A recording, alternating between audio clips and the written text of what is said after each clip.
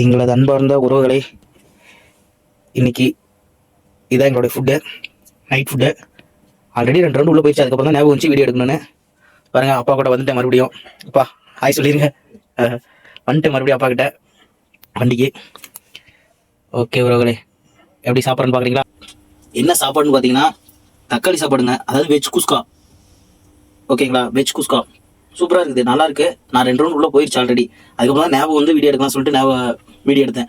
பரவாயில்ல, இந்த கம்பெனியில் ஒரு சில கம்பெனியில் வந்து பார்த்தீங்கன்னா வந்து தரமாட்டாங்க, சாப்பாடுலாம் தரமாட்டாங்க, நம்ம சமைச்சு சாப்பிட்டுக்கிறதா. சில கம்பெனியில் உள்ள சாப்பாடும் கொடுக்க மாட்டாங்க, உள்ளே போட்டு சமைக்கவும் கூடாதுன்றவானுங்க. இந்த மாதிரி பிரச்சனைகளும் இருக்குது.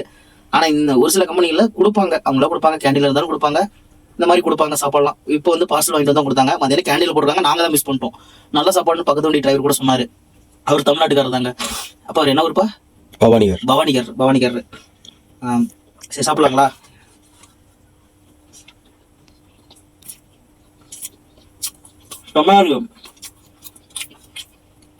ரைட்டா கொடுத்துருக்காங்க,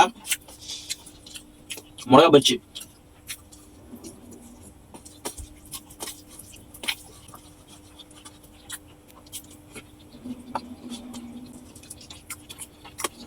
பெருமை தக்காளி சாப்பாடு செய்வாங்க, செம்மையா இருக்கும்.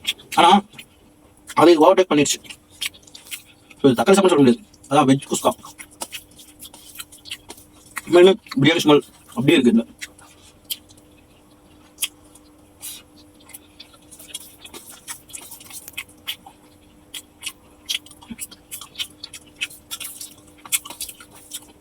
ஒரு வீடியோக்கு வியூஸ் அதிகம் போக மாட்டேங்குது, ரொம்ப வருத்தமா இருக்குது. கொஞ்சம் பார்த்து வியூஸ் வர மாதிரி சப்போர்ட் பண்ணுங்களேன். அப்போ முன்னாடி சாப்பிட்டாரு, போயிட்டாரு. காட்டுங்களா, ஒரு ஓப்பன் பண்ணி தான் 2 பேர் சாப்பிடணும். 2 கொடுத்தாங்க, நம்ம ஓப்பன் பண்ணா வச்சுக்கோம், அப்புறமா சாப்பிடணும். பசிக்கிறப்ப சாப்பிட்டுருக்காருப்பா. சரி, அவர் ஒரு படி பசிக்கிறப்ப சாப்பிட்டோம்.